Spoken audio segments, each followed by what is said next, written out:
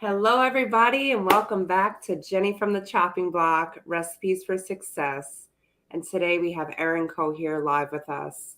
And she is one of the people that not only can impact us in life and wellness, mind, body, spirit, but I wanted to start by talking a little bit about the impact she's had on my life and the figure that she is in the Tony Robbins community.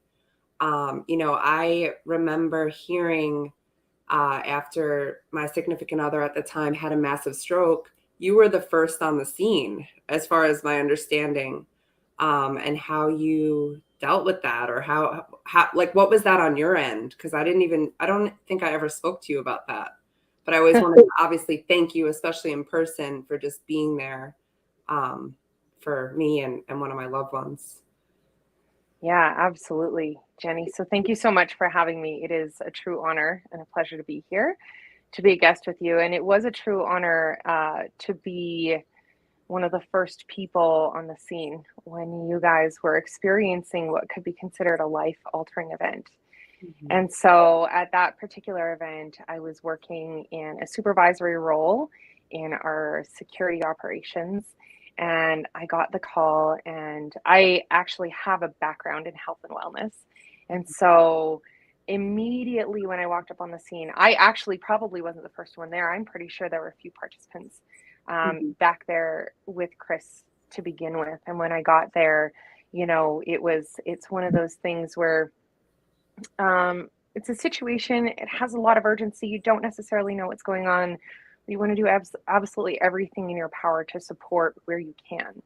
And I knew as soon as I walked up that there was something much bigger than I could handle going on, but that it was also my heart's desire to give in that moment and to make sure absolutely everybody had what they need: the space, the safety, the security, medical services, help, some reassurance that there was somebody that was going to be qualified on the way. And I remember one of the things that I remember really distinctly, and has actually followed me from that event to every single event that I've served since, was the notebook. You actually asked, is there any way that you can find this notebook? I think it's going to be really important.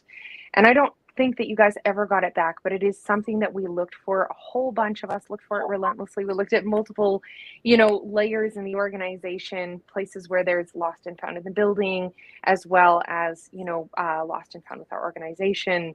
And all of the volunteers that come and support the events, we're looking, because we all know that it is really important that we write life-changing notes in that notebook. We have these ideas, these inspirations that come through us. And so while you guys might not have gotten that notebook back, it has followed me about the importance of the nuggets of golds, of true aha moments, treasures that people write down in there, how important they are, and never ever to treat it with any kind of frivolity. And so that was the really the sticky thing from that situation for me to carry forward in order to be of service to others. Yeah, it was, I remember it being important because the last conversation I had with him was his excitement, and he was glowing. He was like, I can't wait to share with you all I've been working on. And before you found him, it must have been 5 minutes, the conversation I had with him before he got sick. And so for me, I was like, well, I never got to hear what he was working on. I never got to know what his big plan was. He just said, tip top. And he said, I'm really proud of you. Keep doing what you're doing. And then from there, I didn't get any words from him, but at the hospital, he just like reached out to me like in fear, like, so that was like the final conversation. I was just, of course you want to, anybody you love, you bring to an event, or you want to see the transformation. I mean, it's none of my business. I've come to the conclusion at this point. It's like reading someone's journal, right? Unless they want to actually share with you all the things. But, I just think, like you said, it's just like taking those notes and like, journaling, like how that could be like your pen doesn't lie. Like you write down like what's in your heart. Like it's just something that's very special and intimate. So yeah, that was one of the things that I forgot about that actually till now. So I call that an open loop, when there is when you've basically like opened a section on a circle and now you want to close it back up to make it a complete circle again. Yeah.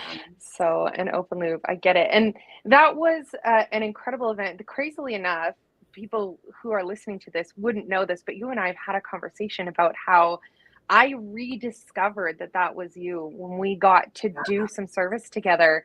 I have thought about you guys for a long time in that scenario, and honestly, whether or not anyone ever got that notebook back to you, and wondering curiously, because I have a long background in studying people with acquired traumatic brain injuries and spinal cord injuries. So understanding that there was a life-altering event that happened here, and whatever came of that. And so to have this open loop in my brain for all these years, and then to meet up with you years later and not realize you knew that I was me, but I didn't realize that you were Yeah. you until we talked about it later, which was really crazy. That is what they often call a full circle moment, a similar metaphor, closing the loop, to be able to follow up with you and find out, how is everything going and whatever transpired. Mm-hmm.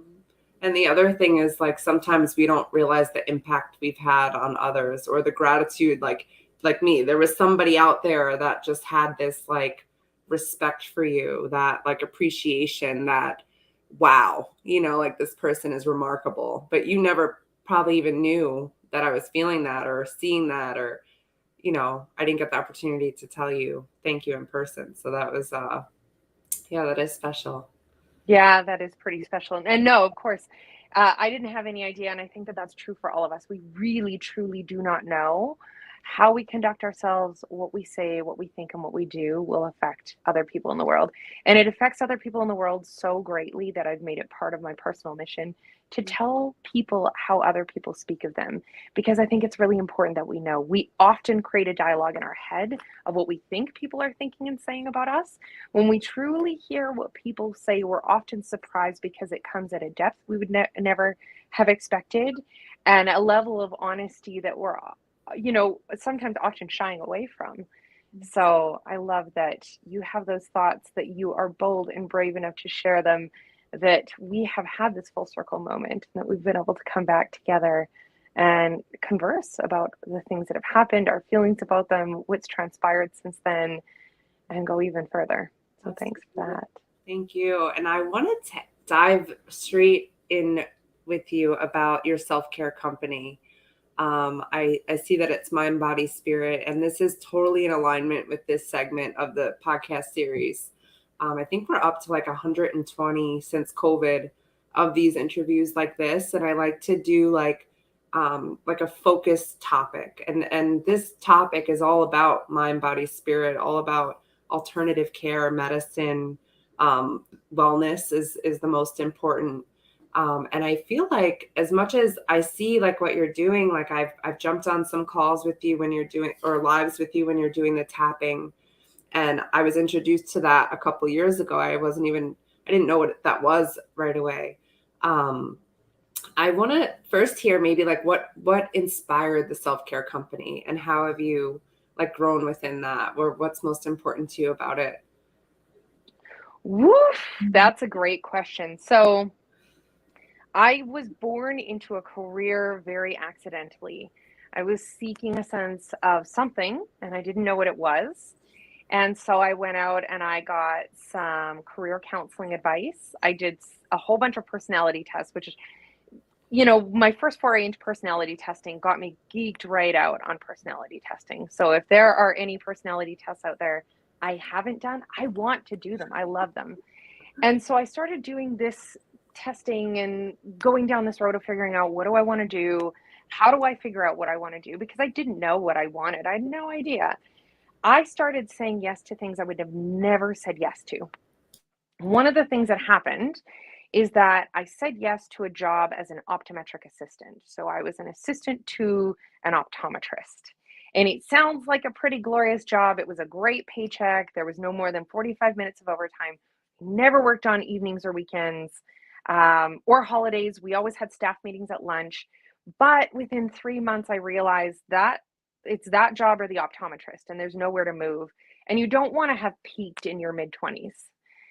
And so I thought this is good, but it's not hitting all the things, and I don't know what I want it to hit, but I need to keep seeking. And that spirit of seeking was so strong in me. Some of it was my ego, really wanted to do something to make my parents proud, which is, it's sometimes the reason why we do things. But I think you get to a certain age and stage in life, and it serves you better to let that, maybe run a little more in the background than in the foreground. But that was kind of a big motivating factor. But I also knew that I was seeking something and I couldn't describe this something. I didn't know if it was a title. I didn't know if it was a skill set. I didn't know if it was a day to day, but I knew it didn't include watching the clock.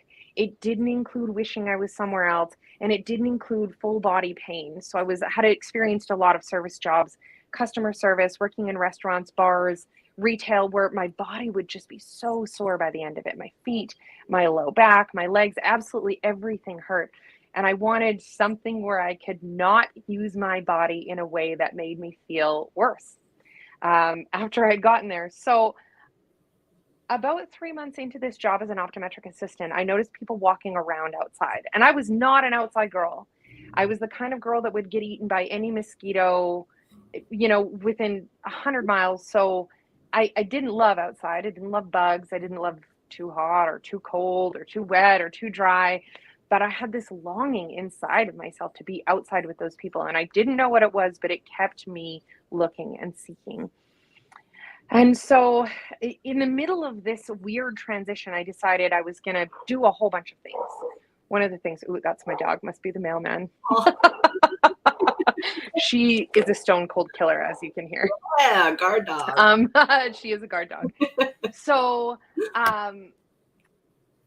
I went seeking, and I ended up quitting smoking in the middle of this. It was a really weird transition in my life, but I was worried other people who might be quitting would identify with this, that I was going to gain weight that I didn't want on my body, because I already had some weight I didn't want on my body. So my next thought was, I need to do something about that. A girl that I worked with at a nighttime job bartending said, come to the gym with us.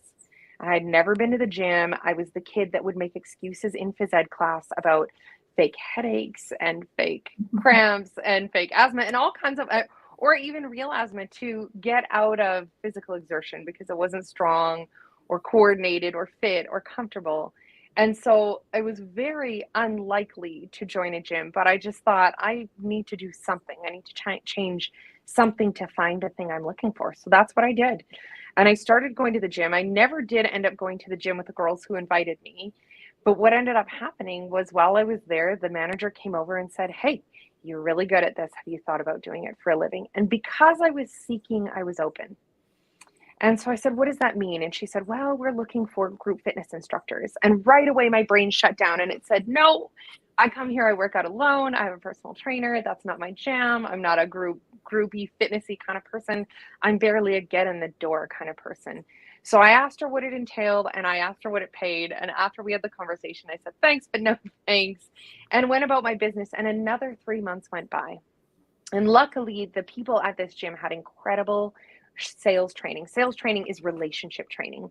And their training was to make sure to keep a file on everybody about things that were relevant details that may impact their health over time. And so my little index card on the back desk in the little box said, that I had started a new job. This is what it was. This was how long I'd been a member. This was who my personal trainer was. These were my goals. It was a really great way of gathering information, because the person at the desk could always ask, how's it going with this stuff? How's it going with your new job? How's it going with your, brand new year's goals to, lose weight or have more energy or whatever it is? And the gal at the desk asked me how it was going at my job. And I had this realization that I was wildly dissatisfied at a job where I would be hitting my peak in my mid-20s. And I told her, it's a great job and I don't want to be ungrateful, but I don't love it. And she knew, because of this training that the manager had asked me if I wanted to come and teach at a point in my history there. And she said, just so you know, we're hiring for personal trainers as well. And she just happened to hit the right nail on the head in the right moment, because I was still seeking, and nothing about that made me go, oh, no, I don't do that, because it was something I was already doing. I was receiving that as a client. So out of curiosity, I said, what does that entail? And she told me the spiel, and I ended up starting at this gym, going through their training program, getting a national certification, going on to get a nutritional certification, and then yoga certification, and then a life coaching certification. And I went on a train in which I went as far away from the kid that I would have been in junior high and high school towards somebody who had a sense of purpose and meaning and fulfillment. And the reason I think it stuck for me was because the minute that I started that job, even when I wasn't yet qualified to be doing it, and I was still in my certification training program, I was being helpful. Yeah. And the sense of being helpful is something that fills us with a positive significance. And significance is a need in us. It's an emotional need to have a life of purpose and meaning. And I'd never had it before that. I'd never felt tuned into that. I didn't play team sports. I didn't have a great talent or hobby when I was a kid. So to find it, kind of serendipitously or accidentally while seeking for something in a career was pretty magical, especially, that I only spent a few years in this period of seeking before I finally found it. But once I found it, I didn't want to let it go.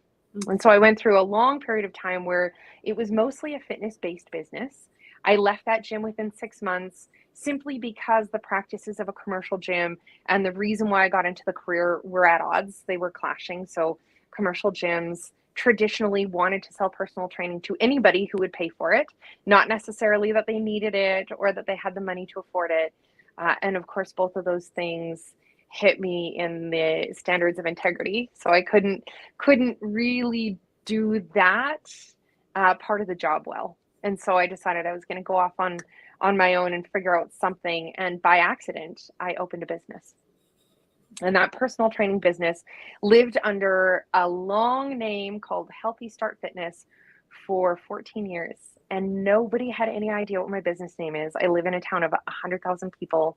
I go to people's homes and boardrooms to coach them in wellness, to help keep them accountable, to get them the answers they need in their prehab or their rehab or their post-operative recovery or whatever it is they're going through or growing through in their life.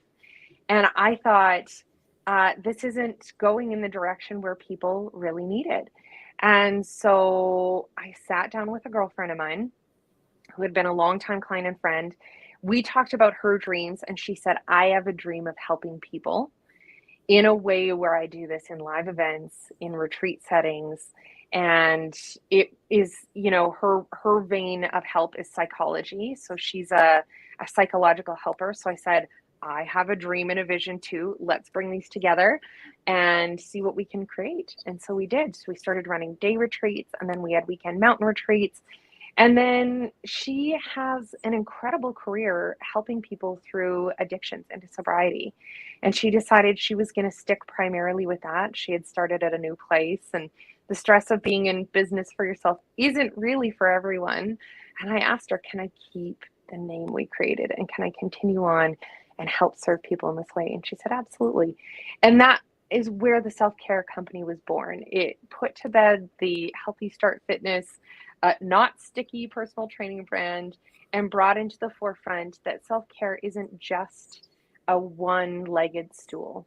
It's a multi-tiered or supported surface that allows us to feel like if we incorporate many, not necessarily all, but many of those legs or pillars, we can feel stable, like a surface that can withhold a tremendous amount of force or weight or pressure. And the body is really, was an important part, and it was an entry part, but the mind and spirit also come along when you treat the body well. And so it was a very easy transition over the years to start serving people in a way that wasn't just about making their body well. Right. And that's where the coaching certification came in, was to help people with their mind, and then pairing up with somebody who is into, really helping people sort out emotions and thoughts. It was incredibly powerful. So what ended up happening was we, of course, had a pandemic. All events got grounded, and so when I was going to go, explode with a bunch of ideas where we could help people in those areas and be a resource, we got grounded. And so I started to ask in the middle of the pandemic, what else do people have pain around? What else is there a need for right now? And then I started actually teaching about financial literacy because, as it turns out, one of the legs under that stool is wellness or a fitness in our finances, in the mindset around how we're doing now and how we're going to do in the future. And that's how the self-care company was born. That's how it's evolved so far. It's now become a collaborative experience with all kinds of people doing all kinds of things in all kinds of places of the world, including talking to people like you who are out there helping people tune into what's possible and available for their health hacks. Yeah, I love it. And I wanted to ask a little more in depth, like what mindset means to you. Like, I wrote down a couple of things that I saw on your website that I will post in the caption if anybody's interested in checking out also.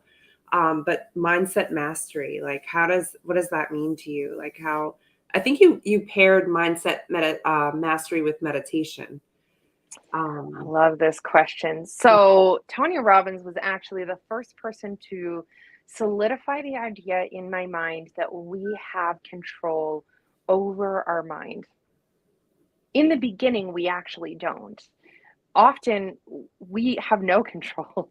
And there are people, especially the adults in our life, that expect us to have some control over our thoughts, control over emotions, but we don't, because we don't know that those things aren't just coming automatically. And so when I learned the skill of being able to think thoughts that I wanted to think and identify that thoughts that I didn't want to think were not necessarily true thoughts, they weren't necessarily my thoughts, they were just thoughts that were coming out of this organism in my skull, I started to figure out that there is a level of mastery around our mindset. And the level of mastery starts at the place where we realize that we don't have any idea how to control what's coming out. Mm-hmm.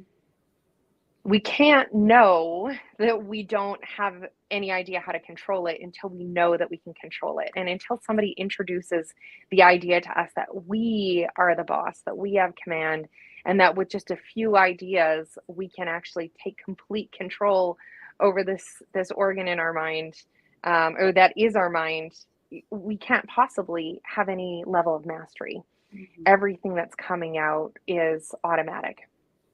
So mastery includes, first of all, discovering that you can think the thoughts that you want to think, or that the thoughts that you don't want to think can actually be edited out. The second level of mastery is figuring out, what do I want to think? What do I want to feel? What is the life that I want? Most of us know a whole bunch of things we don't want. We don't know what we do want, though. So a huge part of mastery is taking the time, often facilitated by somebody outside of ourselves, to figure out, what do I like? Or what is the opposite of what I don't like or don't want?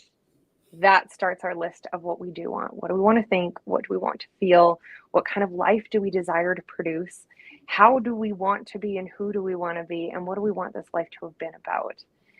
And then once we start carving out some of those ideas, even if they don't stay set in stone, maybe today I say I want to be a world traveler, and then tomorrow I realize I'm actually a homebody introvert. I don't really want to go anywhere, but I do want to talk to people about their travels. Mm-hmm. That furthers me understanding myself, or the mastery, right? Mastery is just a term for extreme understanding and execution. Yeah. And then meditation comes in when we figure out that our mind, for almost all of us, is a playground with a bunch of wild monkeys on the monkey bars. And they are in there and they're going crazy, and it is absolute chaos. It's not something that we're meant to have conscious control over until we learn that we don't have it, and until we learn how to have it.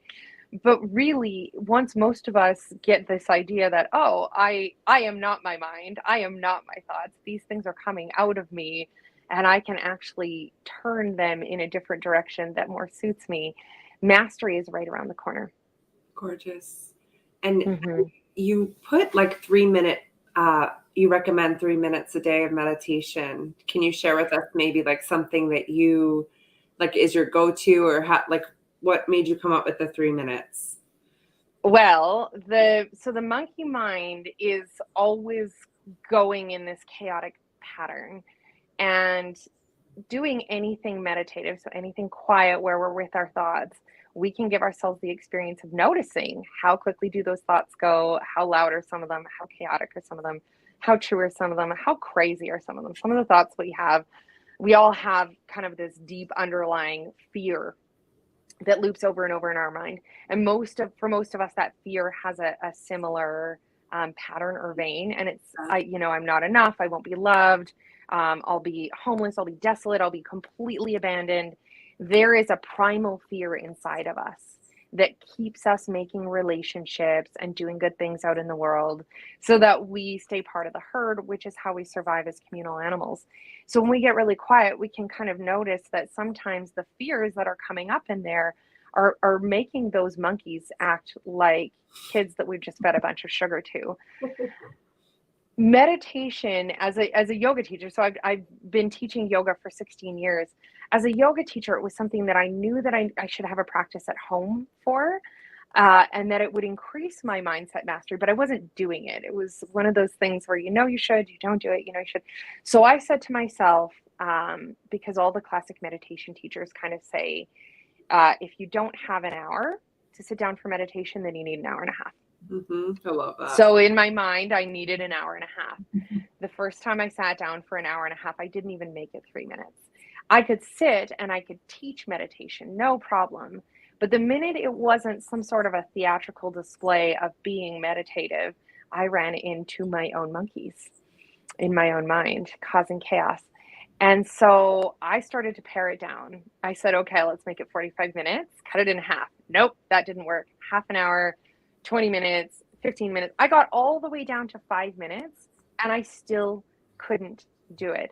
This was somebody who had been teaching meditative practices and yoga as a discipline, as a lifestyle discipline, as well as an asana or a physical practice for over a decade. And I could not sit for 15 minutes. So I just started paring it back and paring it back and paring it back. And I like created a space, and I found myself sitting in the bathroom at 5:30 in the morning when none of the rest of the house was up, because it was the only place that it was really quiet and that I could feel alone and not silly and weird. And I actually started with 2 minutes because I pared back and pared back and pared back until the point where I could not fail. I knew that I could sit for 2 minutes, and I was diagnosed with ADHD as a teenager. I did not believe that I had it. As an adult, going through some of the practices that are body, mind, and spirit affirming, I realized that I probably do have what is diagnosed as ADHD, because trying to cultivate a self-motivated meditation practice and not even be able to sit for 5 minutes was an eye-opener to my own level of patience with my own monkeys and my own mind and that chaos. So I got down to 3 minutes, basically because I'm not wearing it today, but I have a wooden bracelet, a wooden mala. A mala is just a set of beads that you typically pray or meditate with. A rosary would be like a mala in Catholicism. You often say a mantra. It's something that keeps your hands focused, it keeps your mind focused, and it lets you know where the beginning and the end is. I have a wooden wrist mala that was actually given to me by our brother Ryder, who is a health and wellness genius in his own right. I saw it on him at a Life and Wealth Mastery, and I said, "Oh my gosh, I love that! It's beautiful." It had tiny little carvings of the Buddha of Compassion on it, and he asked for my address a week after we got home from the event and sent me one in the mail. It's one of the most beautiful and enduring gifts I've ever received, and it just so happens to have 15 beads. And those 15 beads, if I do a meditation that has monks chanting in the background on a meditation app that I love, 3 minutes is exactly 15 chants. And that's where I came up with 3 minutes, because I started with 2. That's all I could sit for. Eventually, I received this beautiful gift, and I decided to challenge myself to get all the way to the end of the 15 beads. And I opened my eyes, and I looked at the timer, and it was 3 minutes. And so what I would say to all of the classic meditation teachers is, yes, if you don't have an hour, you need an hour and a half, but start with 2 minutes. Very cool. Sometimes that's all we need. Breath is the most important thing we do. It's the most down-regulating thing, or neutralizing thing that we can do for ourselves, for our mind and our emotions, and it's the thing that we give the least amount of attention to. Mhm. So if we can give it 2 or 3 minutes of our time, it's incredibly powerful. Gorgeous. And what's the app that you recommend, or is there an app that you recommend for others to follow? My favorite app, the one that I referred to when I was talking about the chanting, is called Insight Timer. Insight Timer is free. You can connect with people who are meditating all over the world. They have very general meditation parameters. You can set yourself in there. Some background music, start and a finish bell. They've got, multiple different sounds or no sounds at all. But they also have teachings and people who are there leading through different types of meditation. Lots of them are completely free, and you can get on there and meditate with people at the same time. It's a really cool app. Love that. Really Yeah. cool. Thank you for sharing that. I wanted to talk more about how you got into the tapping and leading others, for the challenge you've been doing and what it means to you.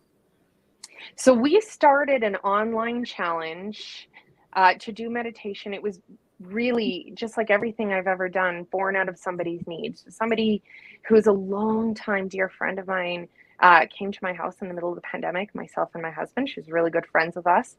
And she said, like, I'm really worried. My husband wants a divorce. I don't know what to do. Basically, she said, I've taken all the booze out of the house because that was the right thing for them. But it gave an indication of the climate of what was happening. And full disclosure, I got divorced in the middle of the pandemic, so this was kind of in the beginning, and we were already having difficulties. We had different views, different political views, different ideologies, different goals, different desires in life, and those divides were starting to become incredibly apparent in the middle of the pandemic, or even, I guess, in the beginning of the pandemic. And I had been doing something called a metta meditation. And a metta meditation, metta in Pali, which is it's a Sanskrit language, means loving kindness. We don't have that word in English. Those are actually two separate words in English. But in Pali, that's a single word, loving kindness. And it's a type of practice that was originally given to some monks who would go out and do, in a monastic life, you actually go out into the forest at like 3:30 in the morning where it's completely dark and wild, and you do something called a walking meditation.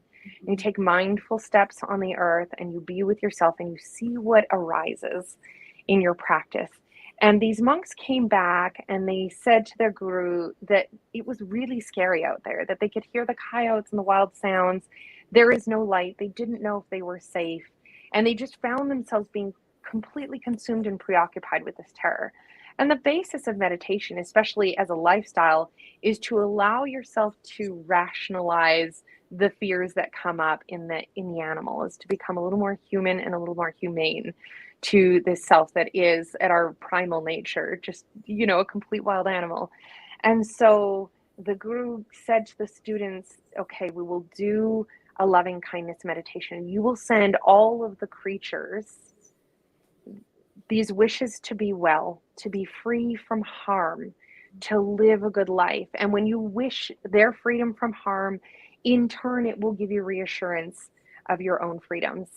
And so I was doing this meditation, and I said to my friend who had come over, listen, it's been really helpful. Why don't we meet every day and do it? And logistically, it just wasn't going to be possible. She was working a job that was across town.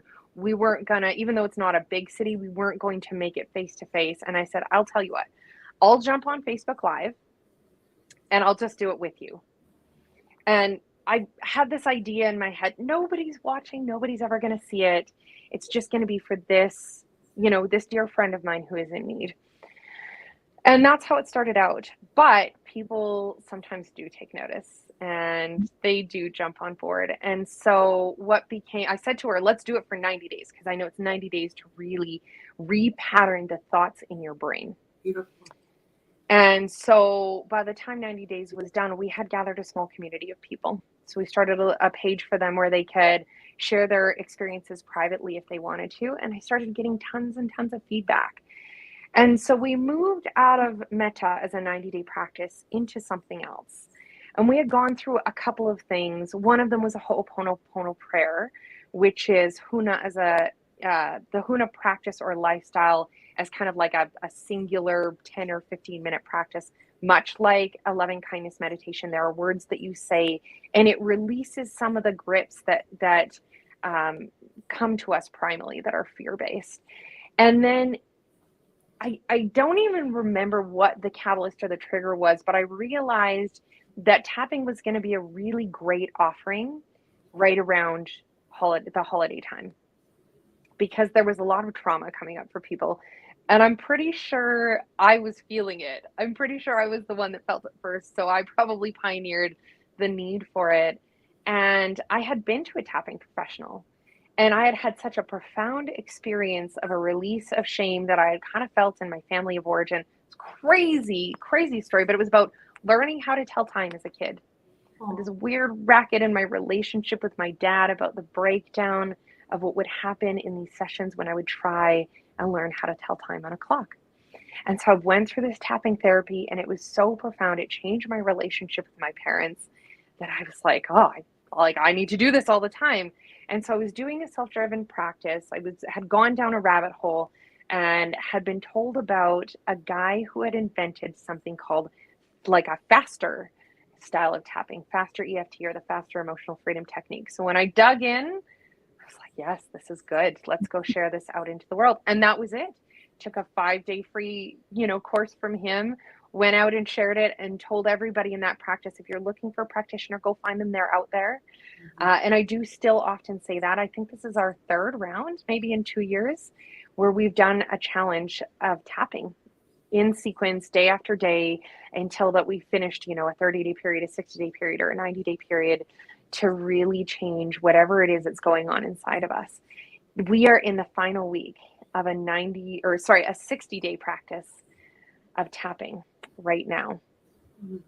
So if anybody wants to join, it's offered on your main page or your Facebook? It's offered on my live Facebook feed. I used to do the metta meditation every day around noon Mountain Standard Time. And then when I traveled, that would fall off the rails. Fast forward 2 years, we get to this round of tapping practice, and it starts to, by default, become part of my bedtime routine. Cool. It is not something I can quote precise timing on, but I definitely tag people who want a notification when we go live. And we will be sliding back to a little bit more of a regular time in the spring. Gorgeous. Oh, mm-hmm. So I know we discussed about 35 minutes. We went a little bit over that. So I just wanted to wrap up a couple of things. I wanted to talk about nutrition with you and the micronutrient therapy. And if you have any favorite recipe or something that's healthy, that's your go-to, or anything that you could offer to me to play with for a recipe for this particular conversation and episode. Sure. Yeah. So let's just talk about for a minute what are micronutrients. So macronutrients, macro meaning big, would be what we think of as carbohydrates, protein, and fat. So there's just 3 categories. We can kind of fit all of our food into one of those categories when we're talking about how's it going to behave in terms of a source of energy. Micronutrients are all the vitamins and minerals that are in the food. Some of those are synthesized in our bodies, so it's converted from what we eat into something that we can use. Some of them are actually made in our body, in the factory of our bones. So figuring out what micronutrients do I need? Where are is first looking at what do I not want? Where are the places where I feel like I'm lacking? Do I feel like I'm lacking clear thought? Do I feel like I'm lacking energy? Do I feel like I am lacking mobility and flexibility in my joints and tissues, and so on and so on. And so it's figuring out, what are the vitamins and minerals that I need across the board. I usually recommend that people take the following: a probiotic, and I like a very inexpensive shelf-stable probiotic from Costco. It is the one that gives the least grief. It has the least contraindication, so most people can take it without something negative happening. It helps to repopulate a gut bacteria that will keep our immune system healthy, keep our digestive tract healthy, and even keep the brain firing a little bit higher, so less fatigue, less fog. That's, kind of like the top one across the board. I tell people this is something that I recommend that you do. It is the kind of supplement, let's say, it's technically not a micronutrient because it's just bacteria that's populating our gut, but it's the kind of supplement that I would say sit at the top of the list of things that I end up recommending for people to give a go to. It is the kind of thing that you can take it for the rest of your life, and you can't overdose on it unless it's the kind that you can't take. Some of them are cultivated on dairy, so there's some that some people can't take, but that's kind of the number one. And then we go into true micronutrients, which are the vitamins. What else do we need? Vitamin C helps to boost our immune system. Vitamin B, especially B12, especially if you eat a diet that's very light in other nutrients, animal proteins, or high variety of vegetables and fruits.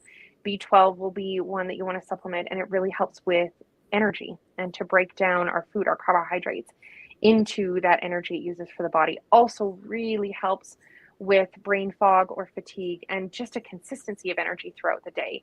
I prefer for those particular nutrients to either be a liquid so I can drink them, or some sort of a chewable or a sublingual, because just like everyone else's brains, I don't love taking pills. Most people find that they go out, they buy a bottle of supplements, and they stop taking it within the first 3 weeks because our brain doesn't think that that is a necessary action, right? Throw it in there, throw some water, throw it back. And so it's counterintuitive to what's natural to us. So even though they're not always the best quality sources of micronutrients, of vitamins, I love chewables. So a chewable B12 is one of the vitamins that I recommend, and then a chewable vitamin C. And again, not the top quality of micronutrients in terms of consistency or absorption, but it is the top quality of my ability to consume it, right? And that's what most people find with edible vitamins. So I love Emergen-C's elderberry Immune Plus with zinc.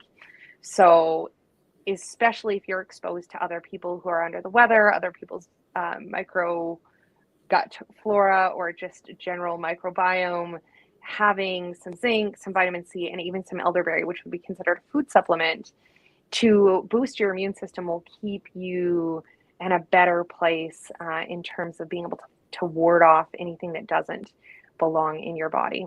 Mm-hmm. So those are kind of like the big 3 supplements I really recommend. Would be probiotic. And for those of you who live in Canada, I actually happen to have the Canadian version of Costco's label. Where is it? This way. Here, the American version is similar. It looks very, very much the same. So it's got that like heart tummy thing going on, but it comes under a different label. They're incredibly good products. And then vitamin C, vitamin B12. But when you're getting into other micronutrients, things like nootropics for your brain function, or even going into a foray for things that are considered to be biohacking micronutrients or biohacking food supplements, which means biohacking is kind of a funny term where we're getting around what would normally happen in the process of aging with our body. We're optimizing performance. That kind of goes into some specialty stuff. And what some people don't realize is what we're taking for some areas of the body will all go through our liver and guts. Not everyone can take everything. Yeah. So those are kind of the top 3 that I would recommend. Are there any that you have any questions about? I don't think so. I think I know you said a lot. I didn't know about the brain health with probiotics. Yeah. I didn't know that was part of it. Yeah, so there's a couple reasons for that. One is that we have a ton of neurons inside of our gut. So our gut is our first brain. So when people refer to the gut instinct, that's actually really real. And there is a visceral feeling. Sometimes it feels like good butterflies. Sometimes it feels like not good butterflies. When we have a gut feeling about something, we just kind of know. And it's absolutely true. There's an incredible book. I'm not going to remember the title today, but I'll get it to you so you can put it in the notes later. It is by an author named Gavin de Becker, and he talks about how we train ourselves to betray our instinct and what that leads to in terms of the consequences. I absolutely love the book. It's not a wellness book per se, but it is really good when it comes to listening to our own instinct. Those neurons in our gut, if we're putting things in there like a ton of sugar, processed oils, alcohol, anything that like high amounts of animal protein, especially if it's factory farmed, that just create upset and plaques in our guts. Sometimes those neurons are not able to do their job effectively, or the message that they're sending to our brain is unclear. And so if we can clear out, what probiotics do essentially is they go in there and they help eat the waste up, and they turn that waste into byproducts. And those byproducts, some of them are used, some of them are eliminated from our body. We have more bacteria in our gut and on our body than actually our own cellular mass, which is crazy. Yeah. So if we can put good bacteria in there, it's basically like sending a really big army into a war against a whole bunch of other smaller armies. You start to kind of clear those smaller armies out, and then the big army can take over and can claim the land or the space, in this case your gut, and can rule it, hopefully altruistically, right? We're putting good bacteria in there. And so these good bacteria are essentially in there working in tandem with your body to make sure that your food digests well, that your digestive tract is clean, and that when invaders are coming in to take over, there's enough of an army to beat them out, essentially. So you're creating a clear path for those neurons to do their job. We also have little cilia in our gut, little finger-like structures, and all of the surface area around those finger-like structures absorbs our nutrients.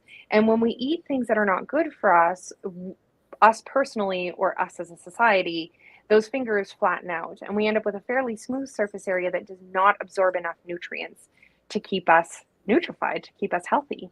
And therefore we're eating food, but we're not actually getting out of it what we need. When we have a healthy, good gut colony, those little cilia can come back to life, do their job, absorb our nutrients, and then what's coming into the body and being used are nutrients that actually help to give us our optimal function. Body, mind, and spirit, every cell, everywhere. Beautiful. So thank you for coming on and sharing your wisdom and your heart. And if there's anything else, could you add maybe just like a favorite food? Like I saw a little bit the way you like to eat at the last event we served together, but is there something that you just like love that is like a go-to for you while you're Yeah, absolutely. So if I'm eating for nutrients versus eating for pleasure, the answer to this question is completely different. But I would say that my go-to is a container of blueberries. Blueberries. And yeah, and so here's why. Blueberries are high in antioxidants. They are not a super sweet fruit, although they have enough sugar that they please our palate. Most fruits, if we were to eat them the way that they came out of nature without any human alteration, are quite tart. And they're supposed to be. Those tart compounds are really good for our body, for cleansing our blood, our liver, our kidneys. But we've bred them to be really, really sweet. So striking that balance in the berry world is one of those things where you can grab them, you can just eat handfuls of them. They have enough fiber to keep you full. They don't create a really high blood sugar spike. And then you can feel really good when you pair them, when you throw them on a salad with a salmon, knowing that you're getting superfoods or power food nutrients from all angles. I would say that that's kind of my number one. My number two is spinach. You can throw spinach in a blender, you can throw it in a salad, you can wilt it in some hot starches. And I think that is probably one of the most cleansing and life-affirming things that we can eat. Plant chlorophyll is kind of like human blood. So the greener the food, the healthier we're fortifying our red blood cells to be. Thank you, Erin. And is there anything else you want to share that's on your heart? Maybe something out? I loved this, and I'm remiss that we're a little bit time bound. So I'd love to come back and do a meditation with you and your people. Awesome. I would love that too. Yeah. All right. Awesome. Thanks, Jenny. You're welcome. I hope you have a great rest of your day. And I saw, for those of you watching, I hope that you really enjoyed this, and that, like me, myself, I've already picked up a couple things just to be better and show up better and live with, a better health standard, to incorporate those I can't even say it, probiotics. And I want to check out that meditation app, because that's my number one New Year's resolution this year, is just to be more consistent with my practice and spirituality. Awesome. Yeah. I love that. I love that. Well, let's make a date and maybe jump on tomorrow and do a meditation together. All right, Angel. Well, have a great rest of your day, and I'll see you guys real soon. You also be blessed. Bye. You too.